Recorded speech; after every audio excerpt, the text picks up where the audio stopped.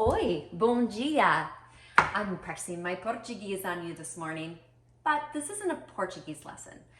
I'm actually going to teach you how to make this beautiful, decadent, rich, and oh so satisfying chocolate raspberry tart.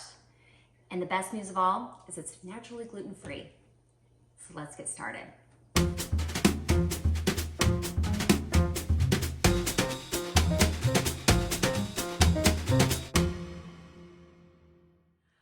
All right, first step in this recipe is the crust. And it is a wonderful crust because it's super simple, 3 ingredients, and there's no baking involved. That's awesome, right? So easy. So what you need is 1 cup of pecans. Can you see my almonds? 1 cup of almonds and 1/3 cup of dates. You're gonna take all that and mix that in your food processor. Now, you know me, I like to mix things up. So I do add a 1/2 teaspoon of cinnamon and a pinch of sea salt as well, because I do feel like those enhance the flavors of this entire dessert. So we're gonna do that too. But if you don't like cinnamon and you don't wanna add salt, or you're watching your salt intake, stick with the regular 3 ingredients. 1 cup of pecans,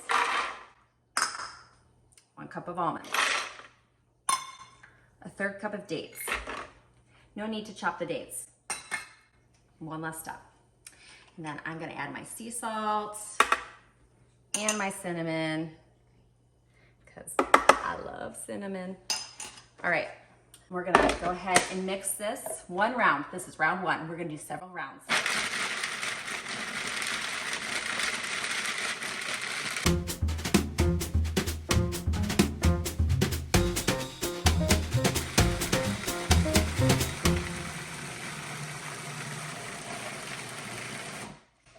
Now, when you're mixing it, you're gonna hear the sounds change. At first, it's gonna sound very clunky. Those nuts are rolling around in there, clunking around, and then it will start settling down and it will become more of a, how would I even explain the sound that it makes? Less clunky? I don't know, but you will hear the difference. So come on in here and I'll show you what this is looking like. It's certainly not done. You can see there are still big chunks of nuts in there, and there's big chunks of dates in there, and it's quite powdery. So there's no way that this is gonna stick together because, like I said, these are all your ingredients for your crust. So they need to form a crust around your dish. So we're gonna run it a little bit more. And I'm actually gonna throw an extra date in there because it's nowhere near sticky enough. So you're just gonna have to eyeball it a little bit and play with it. Here we go.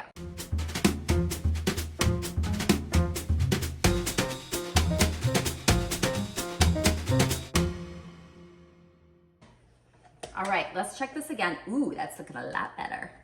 Okay, so come on in here and I'm gonna show you how different this looks. As you can see, the nuts are much smaller, right? And it's getting stickier. See how it sticks together like that? That's what you want. But I am going to pulse it just a little bit longer to see if I can get some of those dates to break up a little bit more to give it a bit more adhesiveness. Let's try that out.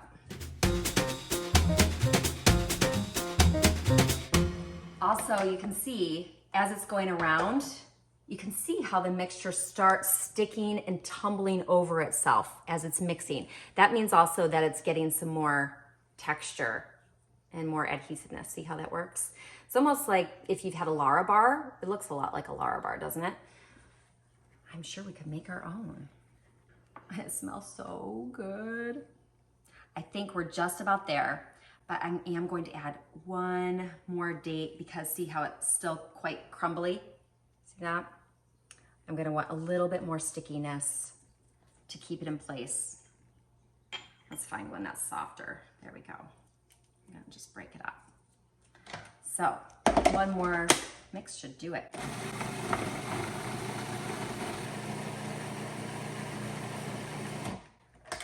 Okay, oh yeah. So come on in and you can see, I haven't even touched it, and see the sides are sticking together on their own. That's perfect. So we're gonna stop there and we're gonna add it to your pie plate, or in this case, I'm using a tart plate. The original recipe calls for a 9-inch pie dish. And I have a 9-inch pie dish, but I find that it just is a really thick crust, which is fine. If you want to do that and make sides, kind of make it like a pie and crimp the crust together, you can do that. I find that it's a little difficult to do with this crust sometimes. So I like to put it into a tart plate and do the crust a little thinner. That's just what works for me, but you do what works for you, okay? You don't need to grease or butter your pie dish at all. Now I have a little bit reserved. Actually, I'll put a little bit more in there. I'm gonna see how this goes because sometimes this topping is a wonderful addition to the very top of the tart. Especially if you choose to do a low sugar take on this recipe, you can do that by going with the darkest chocolate that you can find. And then this crumble helps add a little bit extra sweetness, but without the added sugar because it's only sweetened by dates. So what we're gonna do, let me explain what I'm doing here, is I'm trying to spread this out as evenly as possible before I start spreading it.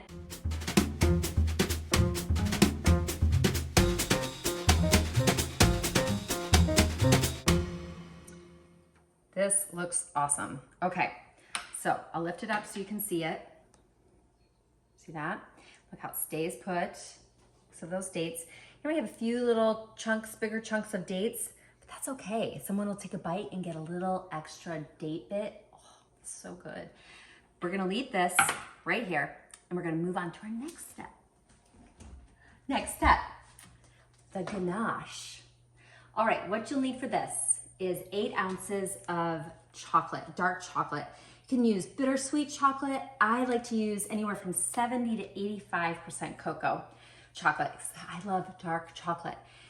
And it is so good in this dessert. And you'll have enough sweetness because you also add a half a cup of seedless raspberry jam.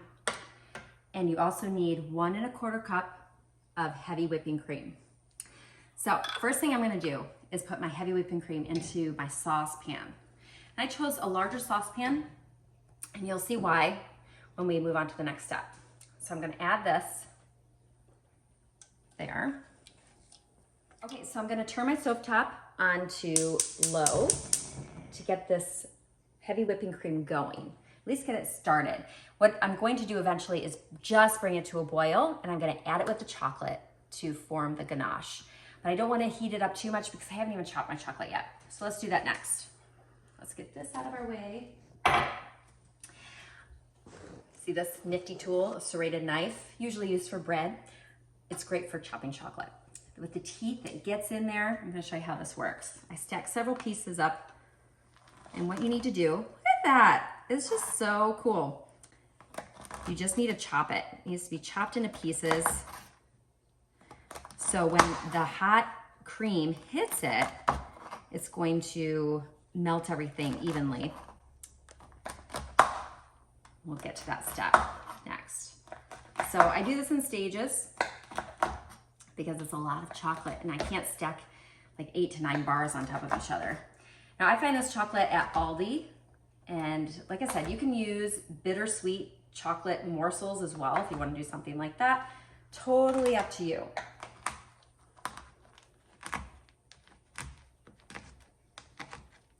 Look at that. Awesome, right?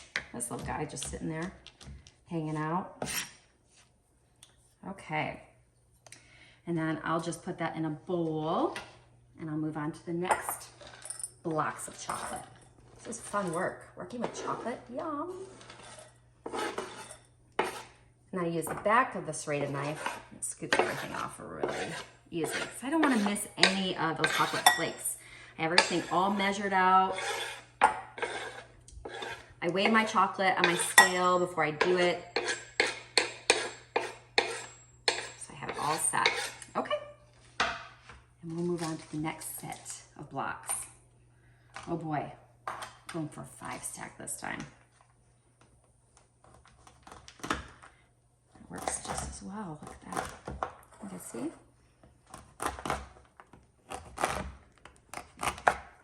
All right, so I'm almost done with this chocolate. So what I'm gonna do, I'm gonna take a quick chocolate break. Okay, now I'm going to turn the heat up on the heavy cream because I'm almost done with my chocolate.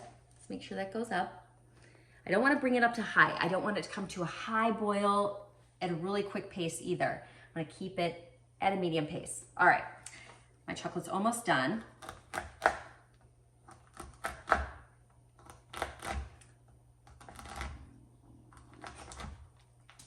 Alrighty, there we go.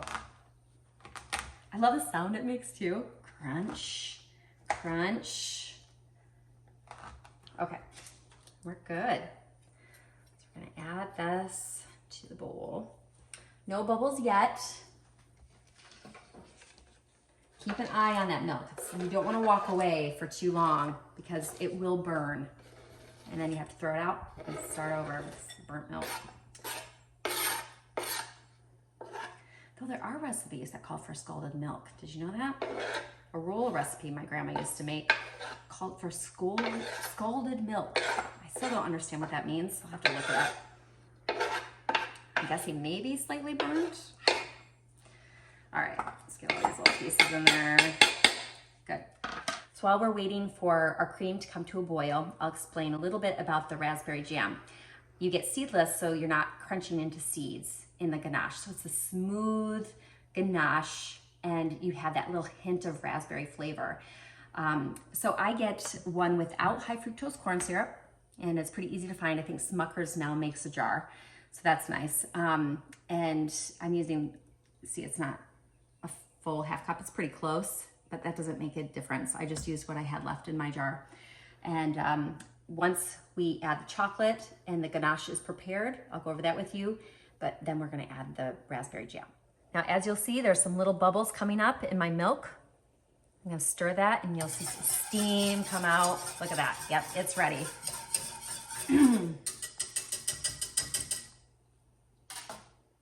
Make sure they're, yep, it's boiling. We're gonna pull that off the heat. And now we're gonna add the chocolate, okay? Right to it. This is a beautiful thing too. You can do it right in the saucepan. So I'm gonna let that chocolate sit in there for about 3 minutes, okay, before I stir it. Can you see it sinking in there? Now I wanna get all that chocolate covered, okay? So that it starts to melt. Ganache is so easy to make and it's so delicious. You can even make little truffles out of ganache. You can make a ganache frosting, different variations. Also, there's an option to make this dairy-free. You would use 10 ounces of the chocolate of your choice and you get a full fat can of coconut milk. You don't want to shake it. You open it and take the cream out and you're going to get 1 1/4 cup of coconut milk. And you're going to count that cream in the measurement. And you'll do the same thing. You'll heat that coconut milk up just to a boil and you'll pour it over your chocolate or put your chocolate in with it for 3 minutes. Let it sit 2 to 3 minutes. And then you're going to stir it and it makes this beautiful ganache as well. And that's a dairy-free option if you'd like to do that. Okay, we're at time and we are gonna start mixing it up. Swirling it, I was gonna say swirling it, mixing it up. Can you see that? Oh, yum. Gosh. I see my tippy toes to get a better look at it. I can't help it. Oh, yum. Doesn't it look so good?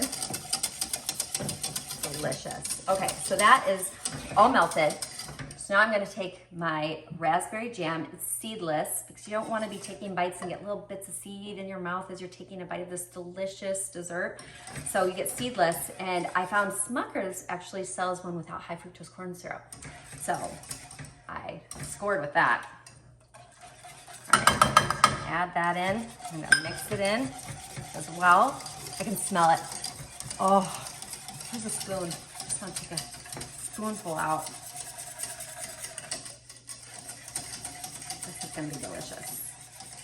So excited. Okay, so you just wanna make sure there aren't any big chunks of raspberry jam hanging out in there. And when it looks all smooth, you're gonna pour it into your crust. We're ready to go. All right, I'm gonna drop this whisk off in my sudsy sink. Get ready to pour. Here we go. Oh man, Yum. This is one of my family's favorite desserts. My kids did not ask for cake for their birthdays. They asked for chocolate raspberry tart for ages.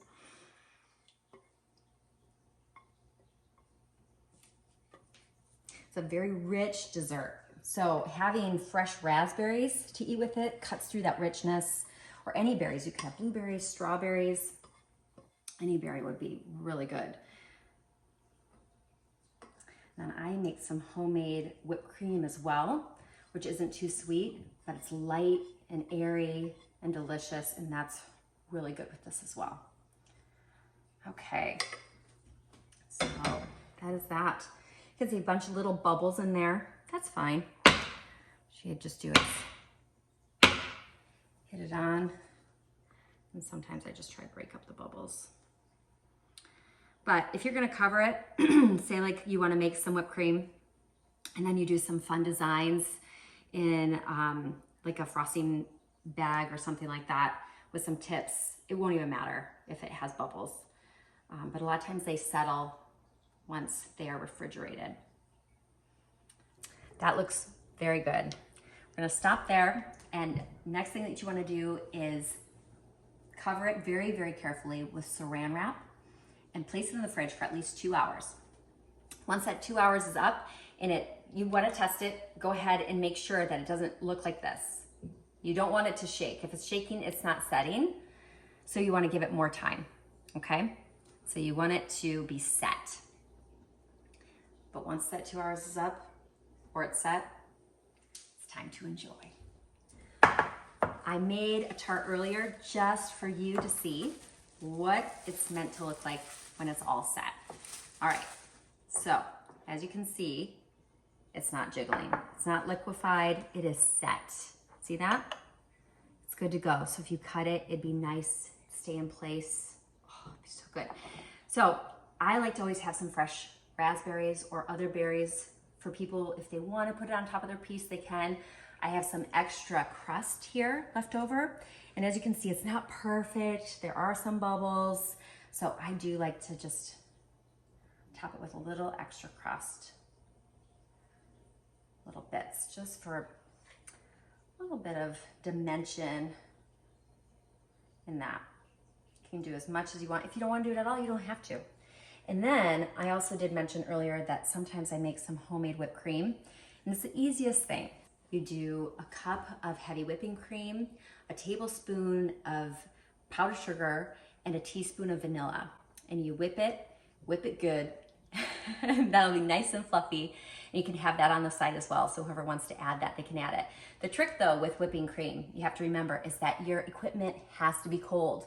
Use a metal bowl, and with your mixer, your metal beaters, put all that in the freezer ahead of time so that it stays cold. And that's gonna help your whipping cream to come to that fluffy goodness quicker.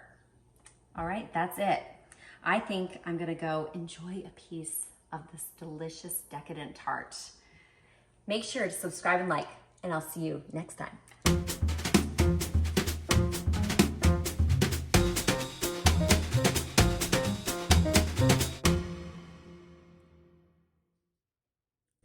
É muito delicioso. It's very delicious in Portuguese. You know, when you have a gluten allergy, you can feel left out when it comes to desserts, but not with this.